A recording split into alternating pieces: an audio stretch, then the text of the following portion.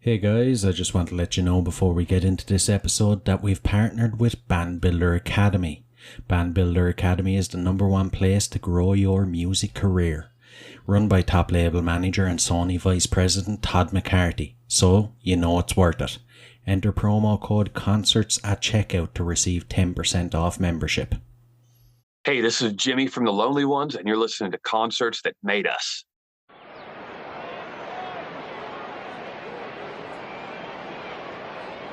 Is everybody in? Is everybody in? The show is about to begin.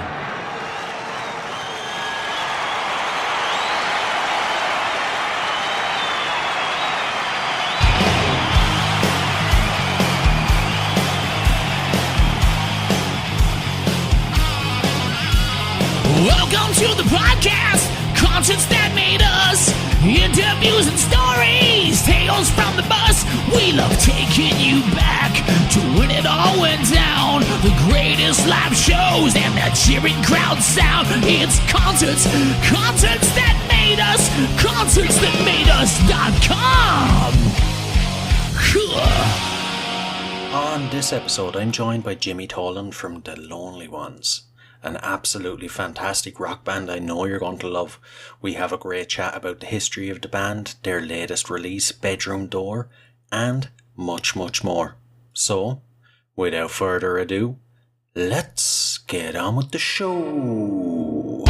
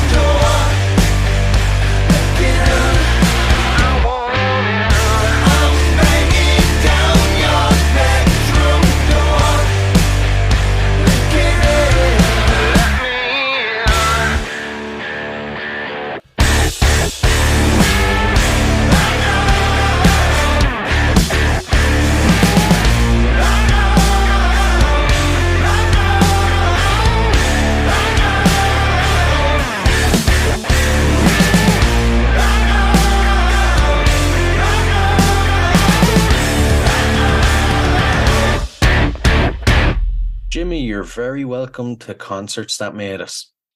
Hi there. Thanks for having me. It's great to have you now. I've been diving deep into your music now, and one thing I've noticed is the first couple of notes, once you hear them, you know exactly what you're going to get. You're going to get one hell of a good time.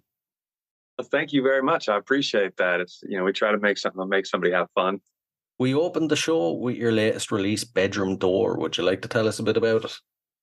Yeah, man, that was kind of a conscious effort for us to make a song that was, uh, a rock and roll dance track, for lack of a better term. Really wanted, there's places for a lot of different types of music, but we really felt like making something that had a lot of bounce to it.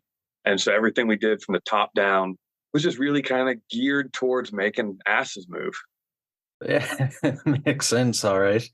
And what was the process like, from conception all the way up to release? That song was a little bit different than normal because we did a full version of that song that isn't released. That was completely different parts. The only thing that was really the same was the chorus vocals and the bridge. But it we just didn't feel like it was itself yet. I don't know how to put that together. Like it had come to fruition yet. So we stripped it as far back as possible and started building again.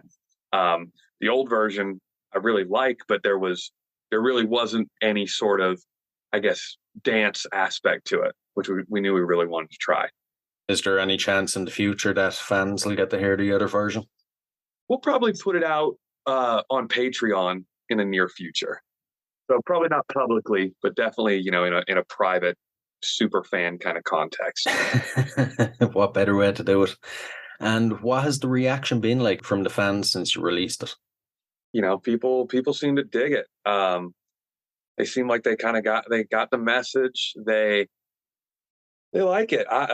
Which is always good. That's the point. I don't write something for people to dislike it or tell me that we didn't hit our goals. I'm sure there are people out there that feel that way, but there always will be. And usually the people that quietly don't like, or, mildly don't like a song don't tell you because they don't really care.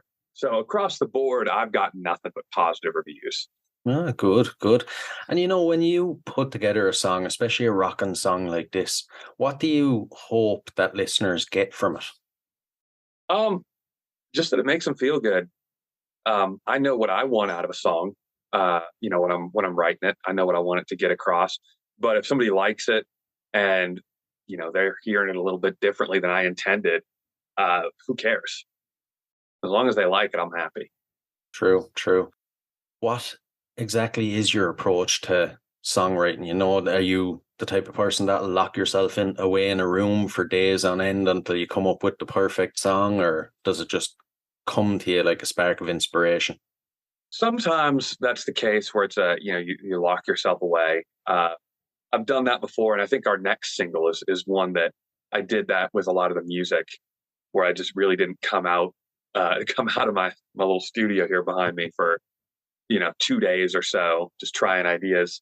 But this one was a lot more collaborative. It was the first song we wrote with me on guitar as opposed to playing bass guitar. It was the first song we wrote with True, our new bass player in the band as well.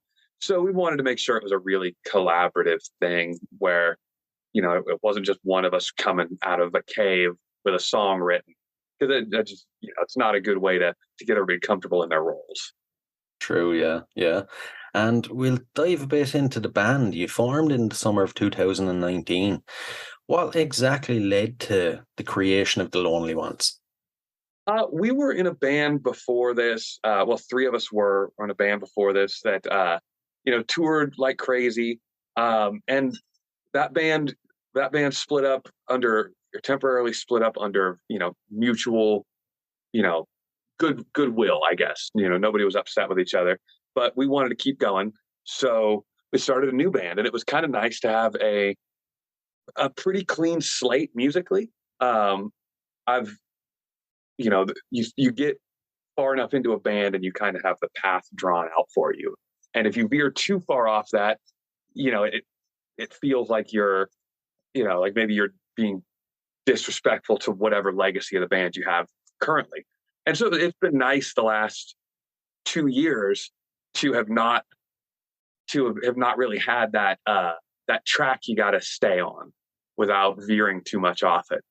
Geez, a lot of bands would have just maybe, tried a concept album or just slightly changed their direction. Would you have not thought of keeping the old band and just doing that?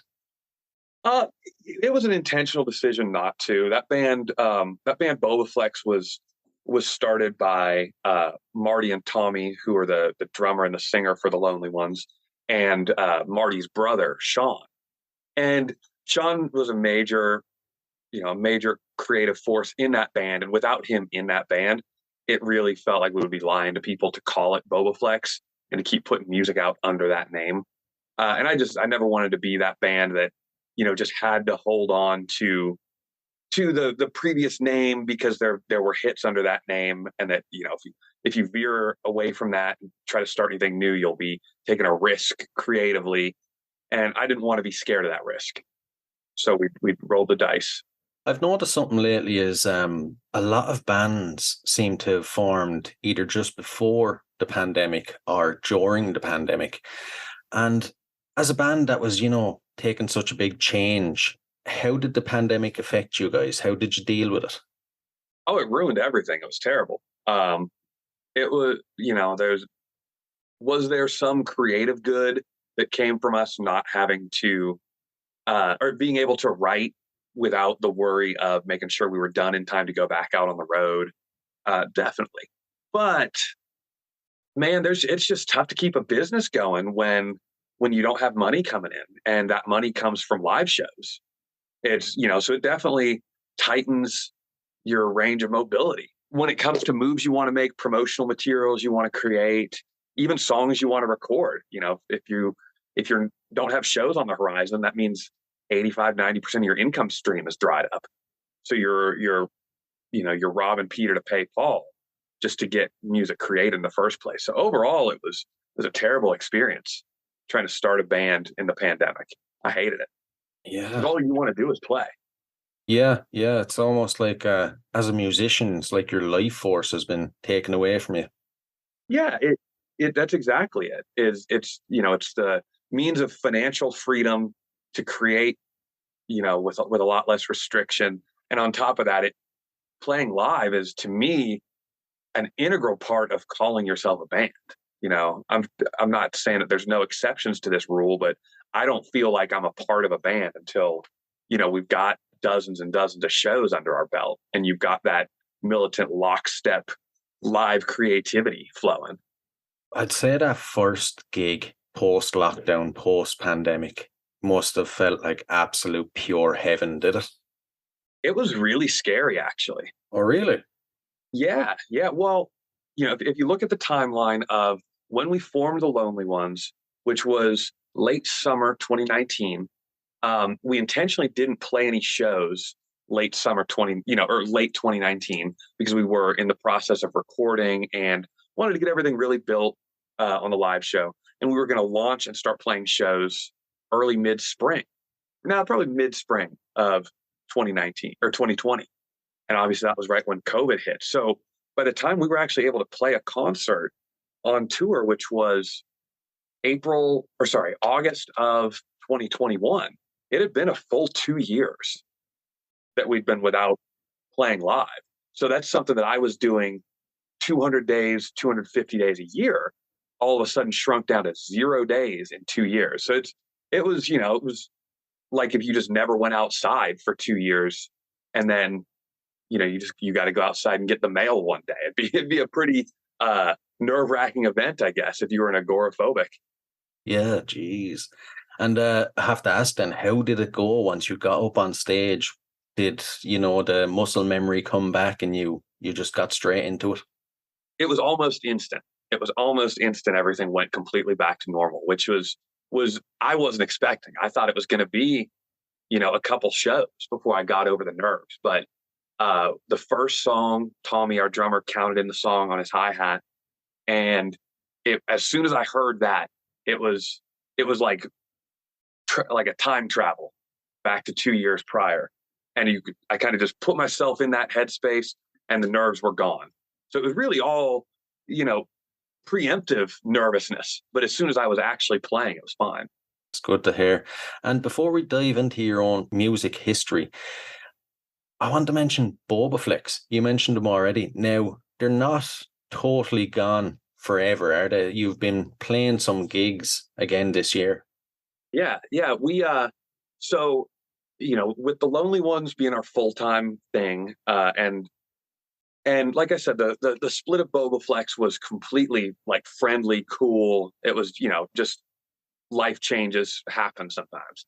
But the two guys that aren't in the Lonely Ones that are in Bobaflex, both Jake and Sean, are both, friends of ours and avid musicians. They weren't able to be out on the road and didn't have the desire to be out on the road as in the capacity that we were doing it. So, they still really want to continue to record music and play the occasional gig here and there. And why wouldn't I want to do that with my friends? So yeah, we actually have another one slated for a week from this Friday. And then I can't say any more than that right at this moment, but very soon there'll be some more announcements regarding that. I actually like that now. That's true friendship, because as busy as you guys are with the Lonely Ones, you still go back and do that because your friends want to do it. But I have to say, it must get fairly stressful or fairly confusing managing two bands. Most people find it hard with just one. It does get confusing in ways sometimes because I play different instruments in both bands. So when I go back and play a Bobaflex show, a lot of times I have to, or even Bobaflex rehearsal, I have to get used to the way a bass feels in my hands, kind of rewire the way your brain works within the context of a band. When it comes to actually managing the band, I had a lot less of a hands-on approach in Bobaflex as far as the running of the day-to-day operations. So it's not like I'm running, completely hands-on steering the wheel for two bands. I help out with a lot of stuff with Bobaflex, but I don't, I don't run that show at all. But we're all, like I said, we're all friends. We all respect each other's opinions, and we can kind of run it more in that capacity as, hey, buddy, what do you want to do?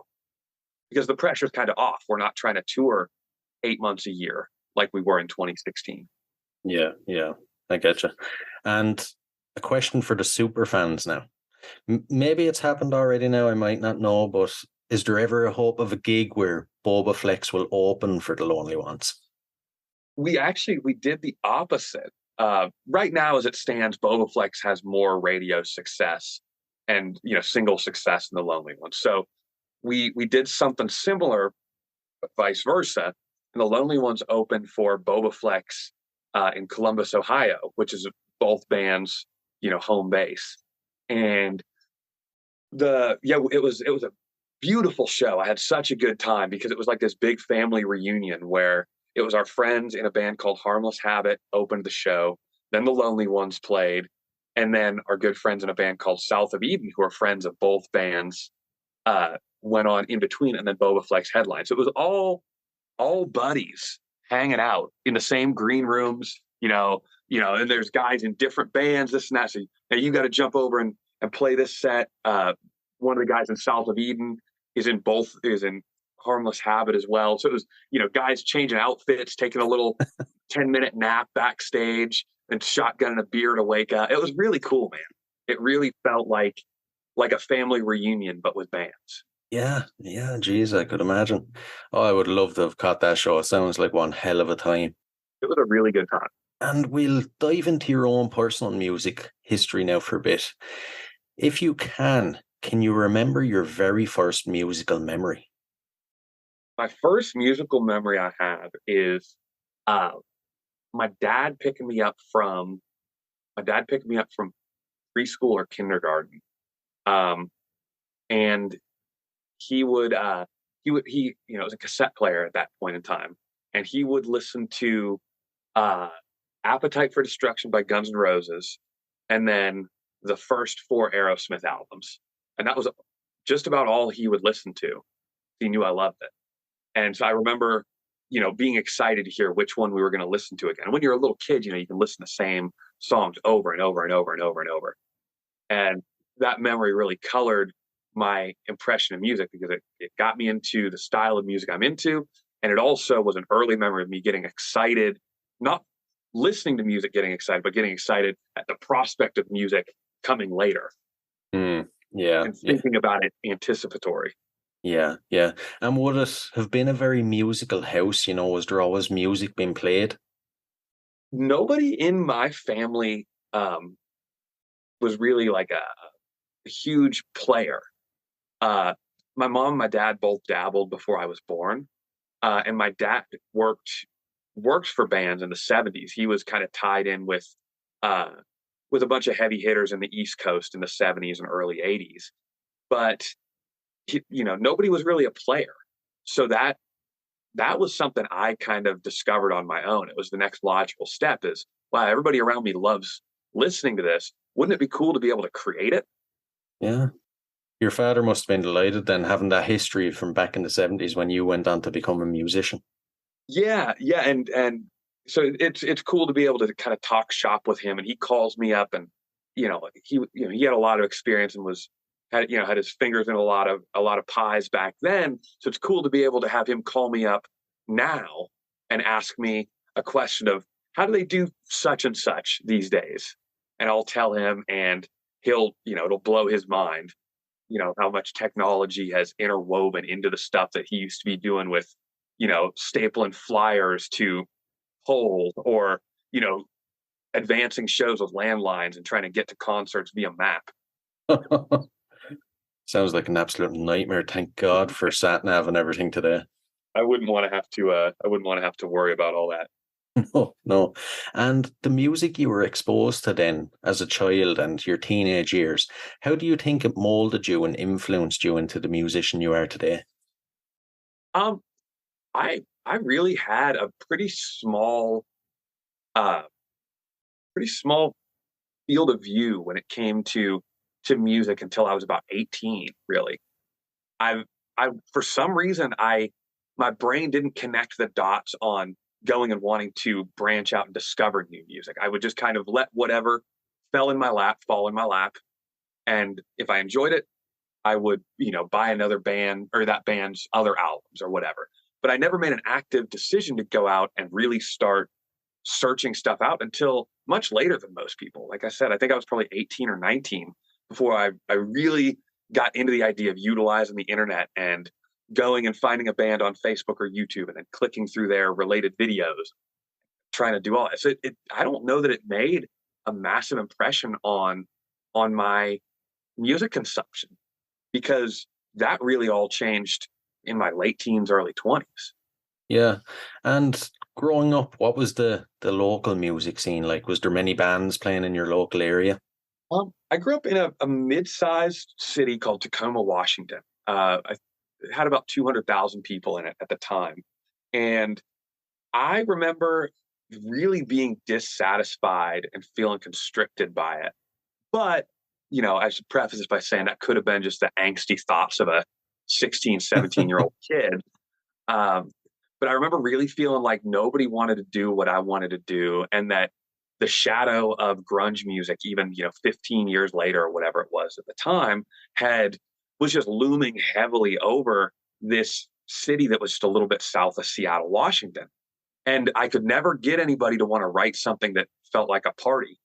It was always gloomy, heroin chic, drop D, like just sludge chords with a guy saying "yeah" over it. And and if that's your thing, that's your thing. But it felt like that was almost the predetermined path for anybody that was trying to play rock music in that era. It was either that or it was very unoffensive pop punk, one of the two. And just neither one of those ticked for me.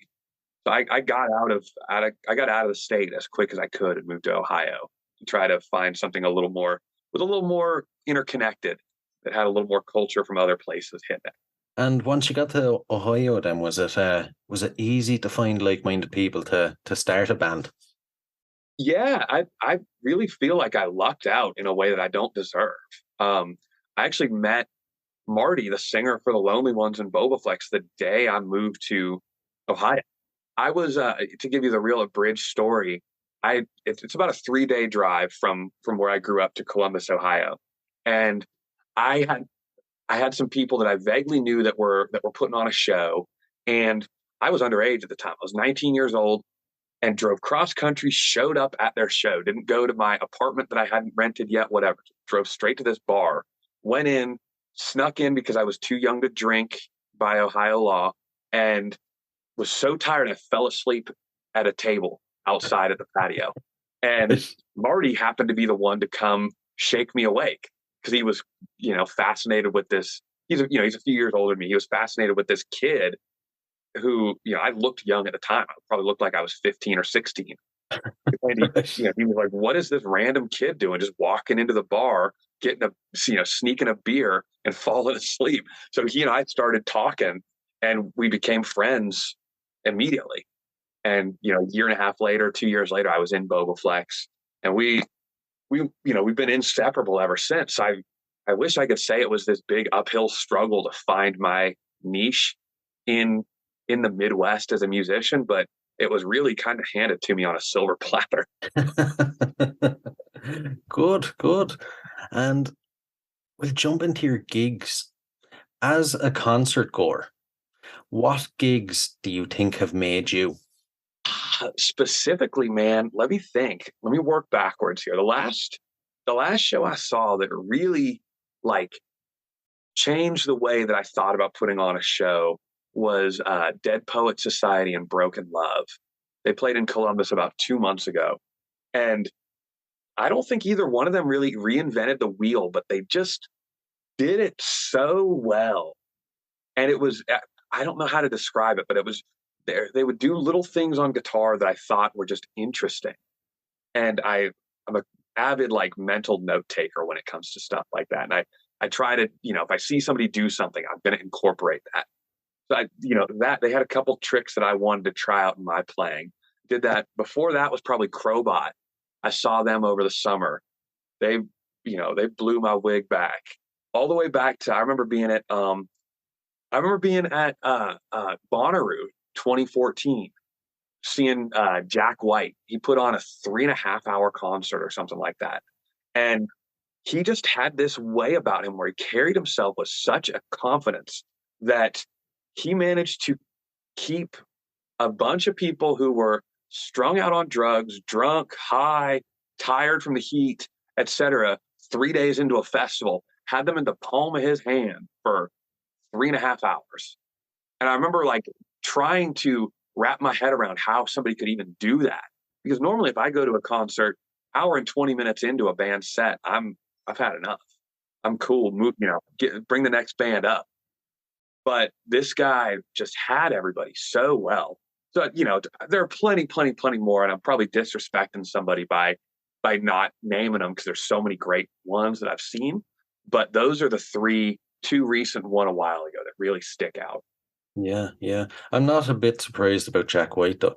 I feel like he's almost like this sort of genius from another time, that's just at the, like, there's being at the top of your game and then there's being up here, like, Like there's people that I think are, I don't believe in a, preconceived like fate or anything like that. But it feels like there are people that somehow by whatever biological luck were built to do what they happen to be doing. And so every fiber of their being is tuned to that. And, I would say there are comedians that are that way in comedy. There are guitar players that are that way just for playing guitar. Jack White is a artist and a performer. And I feel like every muscle in his body is tuned to be that. Definitely. And your own gigs then, for any of the listeners in Europe that wouldn't have had a chance to get to see you guys, what can they expect when they come to one of your gigs? Man, I try not to brag too much, but we're damn good live. Like it's rock and roll. It's rock and roll. And to me, it's like it's the proper evolution of what rock and roll was in the 70s and then what it became in the 80s, what it became in the 90s. If I'm saying, like, if Aerosmith did their thing now, I like to think that we would capture that energy along that.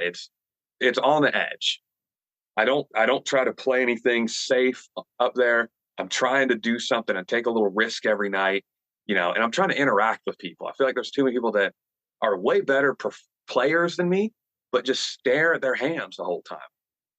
And that's not what people pay to see, in my opinion. True. Yeah. And for you personally, what do you think goes into putting on a good show? Keeping the audience engaged and captivated. It's an active process. I think, like anything, if you're good at what you do, you'll always be good at it. But good isn't enough. Good is comfortable. So every day, we try to push ourselves. I'm making an active decision. Late in the set, I might be tired. I might be sweating. I might want to, go dry heave behind an amp because I'm not feeling well. Whatever it is. But all you can do is you continue to push yourself and try to make it better for the people that are watching. Because, like, who wins if I go up there and I give 70%? Not me, not the audience, not the promoter, not the guy who's watching it on YouTube later. Nobody. Yeah, that's a good way to look at it, actually. Yeah, you're totally right. And from your own gigs then, as a band, what gigs do you think have made you guys? Man, I can give you one real specific one. So last fall, about a year ago, I should say, we were out playing some shows with a band that became our buddies called 7 Year Witch. And, we always fancied ourselves a good live band. We're confident. We were in Bobaflex as well. We went up there and this band 7 Year Witch blew us off the fucking stage. It was not nice. Everybody in the room knew it too. We knew it. 7 Year Witch knew it. The crowd knew it. The guys behind the bar knew it. They handed it to us on a silver platter. We lost. And we all went outside, and, you can't be mad at those guys. They're doing their job. We just didn't do ours good enough. So we had a little powwow, internally, and we're like, for my own ego's sake and for the audience's sake, I can't let that happen again. So it turned into this, friendly competition night after night. After that first show with them, every night, we're, okay, cool. The singer, he can do a backflip. I can't do a backflip, but can I go climb this thing? Whatever, and go stand on this speaker and go try to, dive out into the crowd. Can I put my guitar out into the crowd and let the audience play? Whatever it is. And, you're trying to make that up on the fly so it doesn't feel too pre-rehearsed. But all that stuff, man, that came from us getting just absolutely roasted on the first day of the tour. And that, I've got an ego when it comes to that stuff. I don't like when that happens. I wouldn't think so. No, geez, it makes for very good fun, especially for the audience, though, by the sounds of it. Yeah, I like getting showed up very, very occasionally. But I'm only going to let it happen once. But I think it's good for everybody. It keeps you honest. I was just going to say, and it gives you the little kick in the ass, to push yourself that step further. Exactly, it does. Yeah. Now, I always ask, is there a gig in particular that sticks out in your mind, as the most perfect gig that you'd revisit over and over again? Well, yeah, probably. There was a show not long after that tour. I think we had just come off that tour. So we were really, still consciously every day remembering that gig of getting our asses handed to us. And we did a show or a couple shows opening for Seven Dust. And, they were sold out shows, a couple thousand people at each one. And, we're a new band. So we wanted to do everything we could to win all these people over. And to let you inside a little bit, I had just gone through a breakup like a few days prior that I was still not telling anybody about. And so I'm all fired up. I'm twisted up, mad at the world. And, all I could think was, like, if you go up there and you win people over on stage, then something has gone right. And I remember we played in Mobile, Alabama for a sold out show. And I've never seen a crowd go from like not caring about you to eating out of the palm of your hand so quickly. Not so quickly, but so efficiently. I think we had 25 or 30 minutes to play. And the first song they came out, they're all, they're staring at their phones. They don't care about you, whatever. You're just some opening band. And by the end of it, they're pushing past each other to get closer to the crowd. And I'm leaning out into the crowd and they're propping me back up. I'm talking back and forth at every single one of them. And there's a line at the merch table afterwards, this and that. And I just remember that one stuck out as like a perfect example of taking, because the goal is to entertain people. And sometimes you got to entertain people that don't necessarily want to be entertained. And that to me felt like a perfect boiling down of the essence of entertaining somebody that doesn't want to be entertained.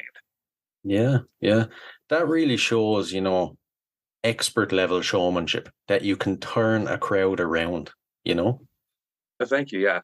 Yeah. And you mentioned earlier on that you play, 250 gigs out of the year. How does a band get to that stage where they, can solely rely on that as their job and that they're playing that much? The thing is you have to start out in a position where you're accepting the fact that you're going to lose money. And then you quickly, if you can get over that and you've got a band and a group full of guys that aren't scared to, come home and work a 9 to 5, off the road. And that's how they make their money. If you do that and you're out, beating the street, maybe if you can find somebody that is willing to be on your team that knows people at the radio stations, and they'll have you in at every radio station in every city that you're playing in, and it'll turn around relatively quickly. Now you're not going to be necessarily paying all your bills off it, but you can go out and break even. And once you're breaking even, then it's one of those things, it's a bunch of small incremental steps. But if you can get over that hurdle to where you're not losing money, and that might take a year or two of really just beating the pavement hard with no fear, then all of a sudden you can get to the point where you're playing 100 miles down the road here, 100 miles down the road here, 100 miles down the road here. And some of those shows, you're going to connect with people. You're going to start making money at those venues. And then the bands you play with at those venues, you ask if you can go open for them at another venue that they might draw better at 50 miles from there. And next thing you know, you might have 20 places, 30 places where you're actually making money, and a bunch of other places you're breaking even. Do you think it's easier nowadays for bands to make money, or do you think it's harder? Because we're constantly hearing that with the likes of streaming services, bands don't get what they're owed, and they're really not. But from a gigging point of view, and I suppose with the likes of Patreon and stuff like that, where you can offer that little bit extra, do you think it's easier for bands to make money from that point of view? It was until recently when gas prices jacked up.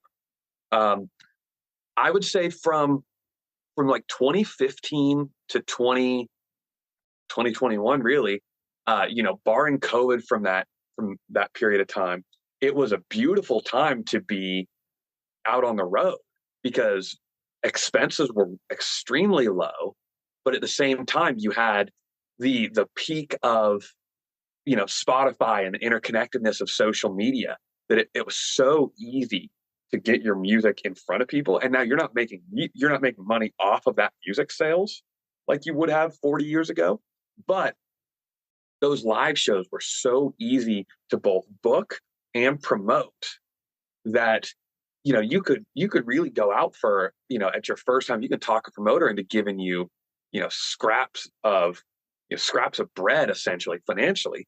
You could go out and take a risk on a new market. So it was super, super easy.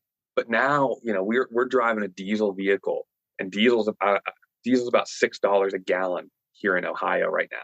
So it's made it a lot tougher. But once that goes down again, fingers crossed, I think that we're going to be able to get back to that mentality of just, beating the street like crazy. From a touring point of view, then, what ambitions do you have, in the next, say, year? What do you want to achieve touring wise? I really, really, really want to get out and open up for some like-minded, similar sounding bands that are in that large club to small music hall level of band. Um, I know exactly who I want that to be, and I'm working really hard at that constantly, trying to get that going. But we're not on a label right now, so you lose a little bit of that potential, you know, uh, uh, quid pro quo help that some of those label bands get. So we're out, we're doing it, you know, basically old school with an agent and a manager working their asses off, making friends, making the right connections, and then us doing our due diligence, making friends out on the road and trying to make those connections. So that's the big goal is get out on the road and do a couple short tours with the bands that we really, really respect and want to align with them and their fan base.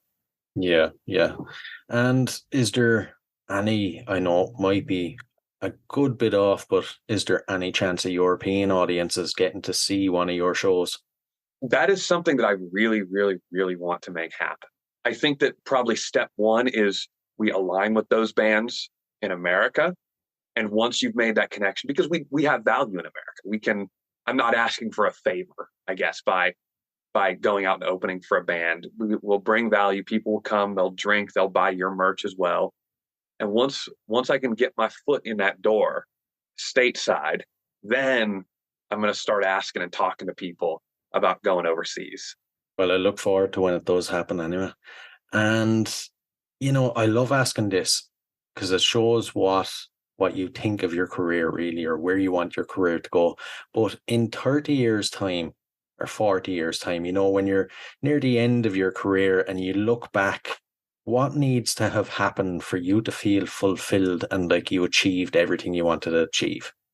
If I can make it 30 to 40 years from now and still be able to afford to only play music and never had a boss, those two things, if I can check those two boxes, I'll have considered it all a win.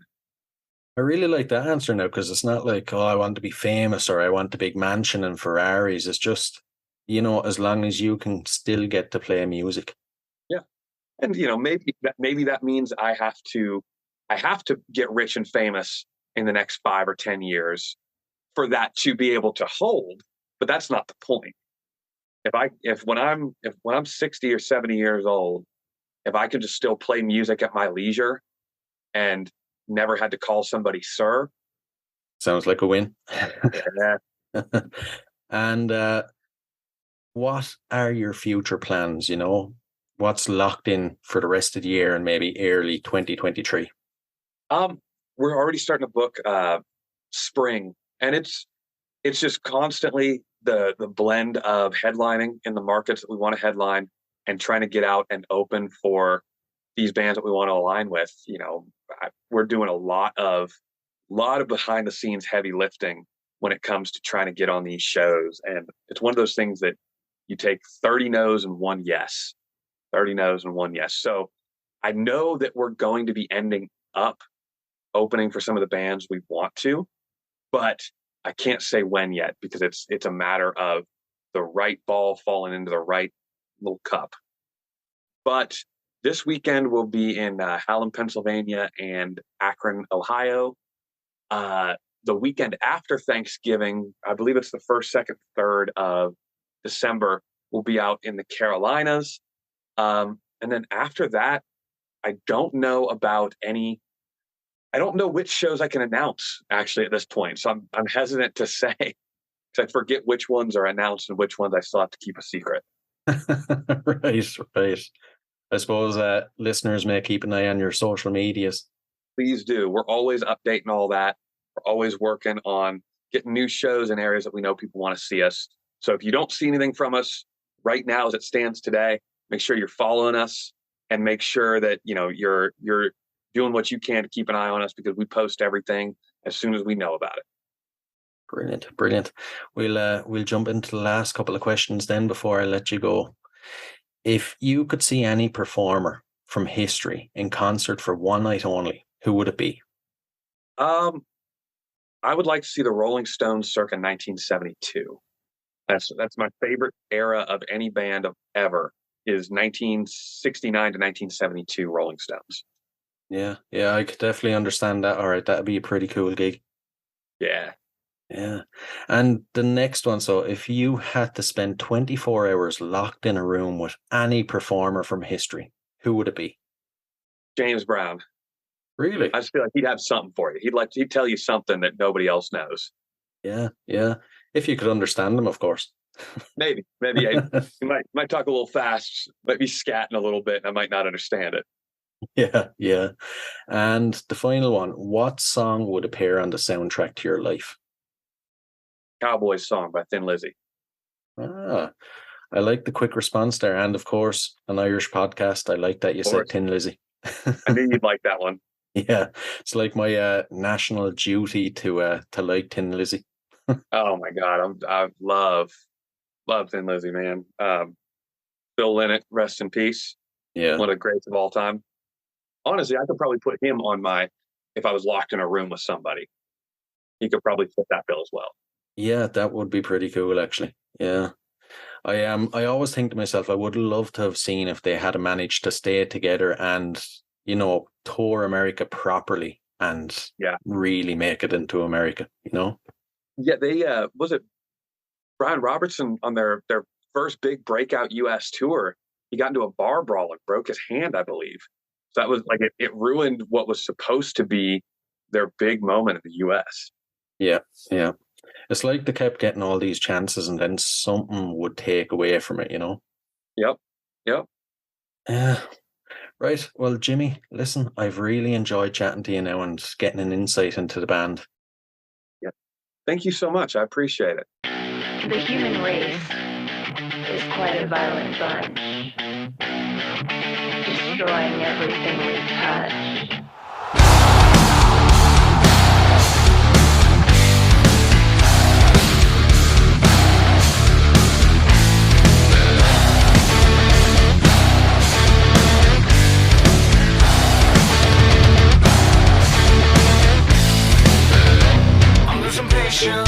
Say you should cut it out. The situation turned us upside down. Intimidation, and you can get so loud. Bad information, change the station. I'm supposed to care, supposed to wonder what the hell is in your head.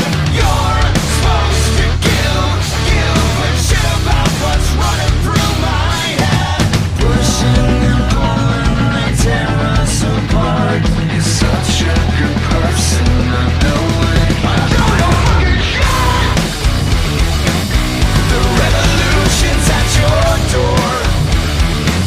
So what you waiting for? Stumble across the great divide. Get off the fence and pick a side.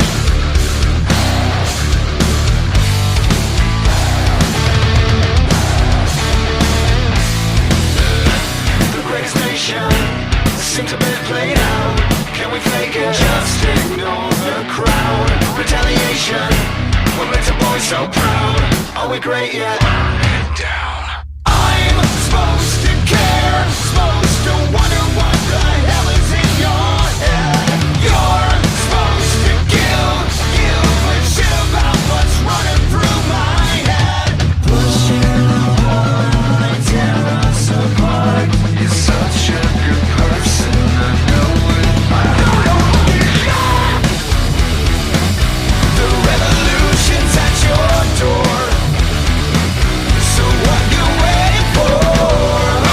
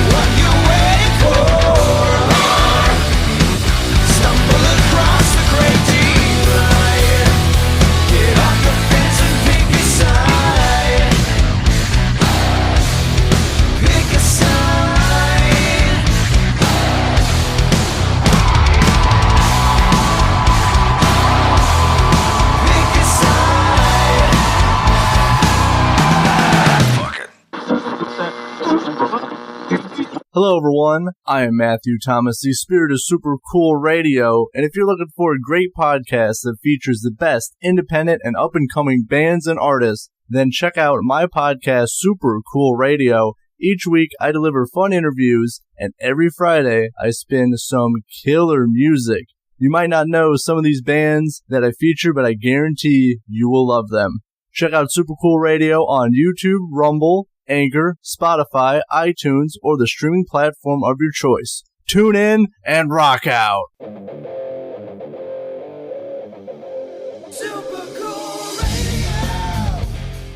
Hey guys, I really hope you enjoyed this episode. If you did, please rate and review us on iTunes and Spotify. And if you're interested in signing up to Band Builder Academy, use the link in the show notes below and enter the code CONCERTS and you'll receive 10% off. So, until next time, keep rocking.